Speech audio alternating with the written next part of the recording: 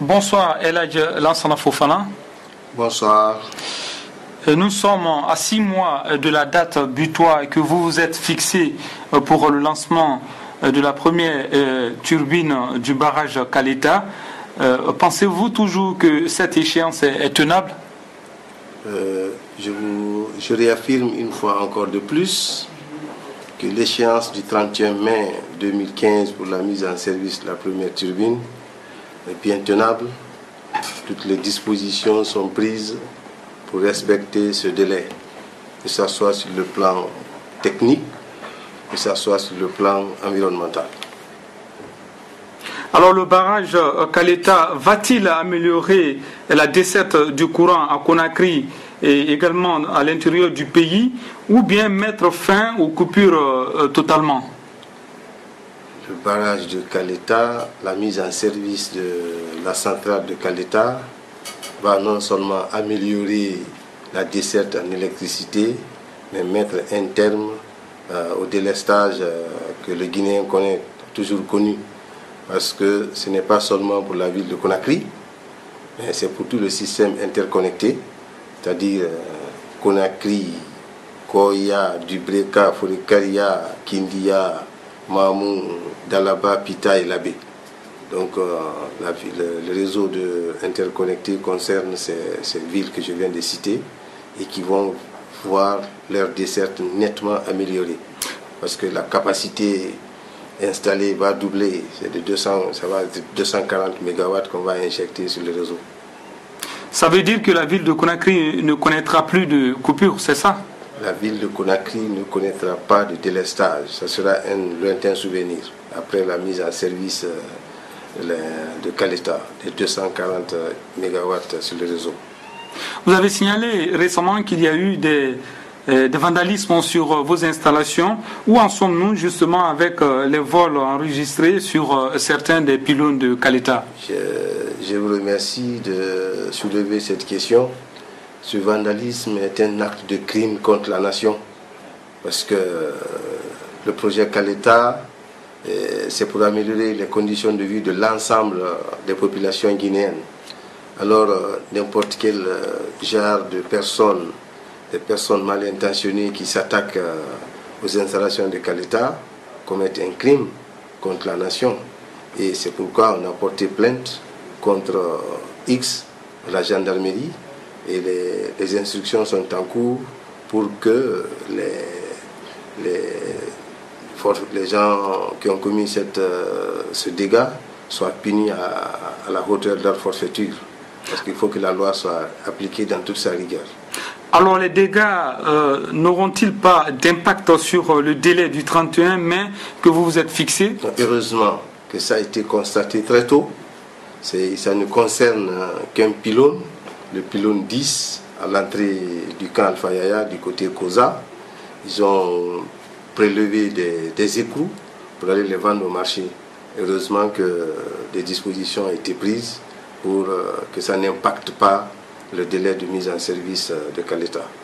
Donc des dispositions ont été prises et je crois que toutes les autorités locales, que ce soit chef de quartier, chef secteur, maire, tout le monde a été informé et sensibilisé, les responsabilités ont été situées.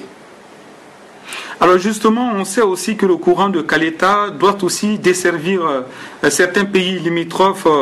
Que répondez-vous à ceux qui ne comprennent pas cet acte alors que la Guinée n'est pas totalement électrifiée?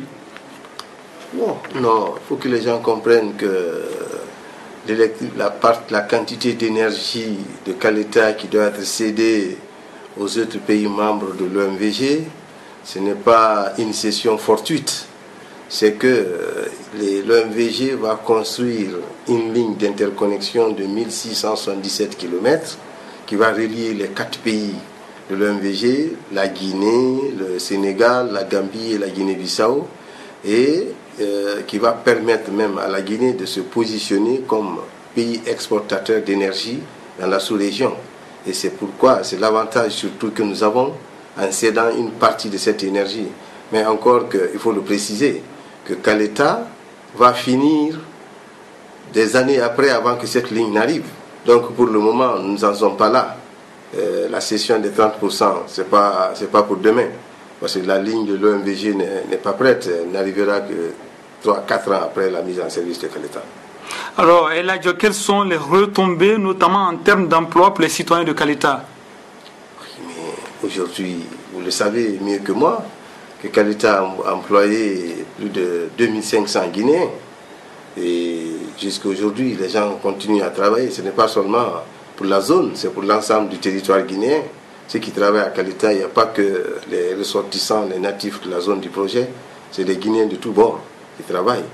Donc ça crée de l'emploi. Il y a aussi, après sa mise en service, ce sera de l'emploi périn. Ceux qui travaillent actuellement en public, c'est de l'emploi ponctuel, mais ceux qui seront définitivement recrutés vont avoir un emploi plein à durée indéterminée. Et qui parle de construction de barrages, parle également de dégradation de l'environnement. Avez-vous l'assurance que les normes environnementales sont respectées par la société chargée d'exécuter la construction du barrage?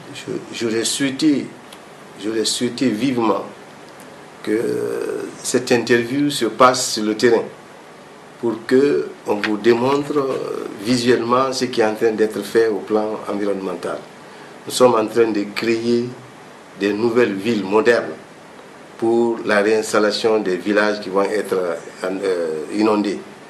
Si vous aurez pu vous déplacer aujourd'hui, aller à Bengué ou à Silikoun ou à Kaleïré de l'autre côté de Télémélé, vous verrez des maisons modernes, la place des cases et des huttes qu'occupent actuellement les villages à déplacer.